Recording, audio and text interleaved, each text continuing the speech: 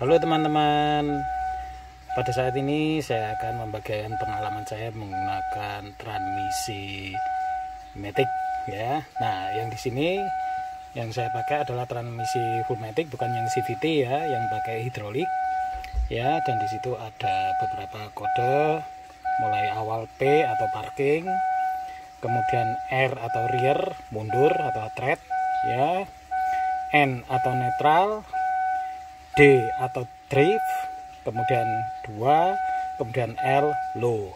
Jadi kalau diurutkan dari tingkatan giginya, itu yang mulai dari netral, D itu anggapan seperti gigi paling tinggi, gigi 4 atau 5, kemudian turun ke 2, kemudian turun ke low, itu paling rendah, seperti itu. Nah, gimanakah kita mengoperasikan transmisi matic ini, sebaiknya seperti apa, khususnya bila kita menggunakan di jalan turunan. Karena apa? Sering kita dengar kalau di jalan turunan sebaiknya jangan pakai matic, apalagi turunan yang terjal.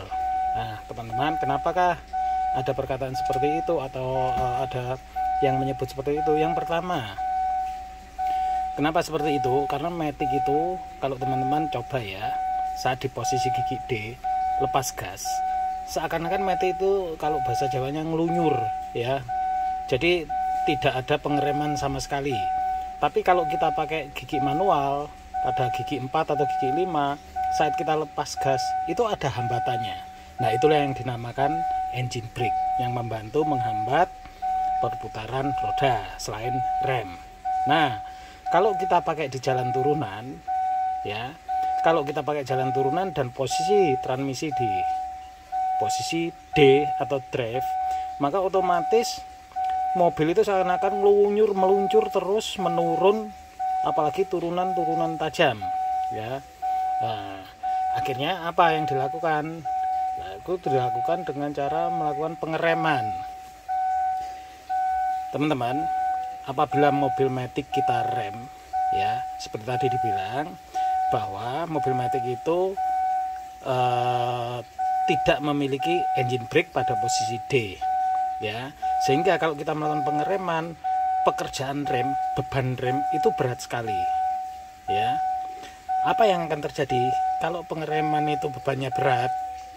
Maka gesekan antara kampas rem dengan piringan rem itu akan menimbulkan panas, dan panas itu apalagi beban berat semakin besar. Apa yang terjadi? Akan terjadi penguapan pada minyak rem ya, sehingga apabila terjadi penguapan, ada gelembung-gelembung udara, maka kita akan tahu performa pengereman akan turun ya. Fluida yang tadinya itu untuk mendorong piston rem, akhirnya dia tidak punya kemampuan untuk mendorong lagi karena ada penguapan tadi ya teman-teman, seperti kita nggodok banyu seperti itu ya. Nah, bagaimana caranya supaya pengereman itu bisa kita bisa menahan laju mobil saat di turunan ya? Maka sewaktu kita berada di posisi D ya, posisi D, kita harus lakukan perpindahan ke posisi 2. Kalau di sini ya muncul gigi 2. Artinya apa? Pada saat gigi 2 itu akan terjadi engine brake ya. Jadi fungsi rem akan dibantu oleh engine brake, pengereman mesin ya. Ini sama kalau manual itu dari gigi 5 ke gigi 4 turun ke gigi 3 seperti itu. Ada hambatan dari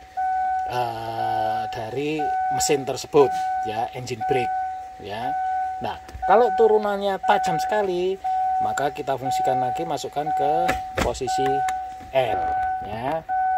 Di posisi L ini paling rendah, gigi paling rendah sekali. Atau kalau di transmisi manual antara gigi 1 dan gigi 2 ya. Nah, kalau kita sudah masuk gigi itu, berarti engine brake-nya semakin besar, beban rem juga tidak terlalu berat.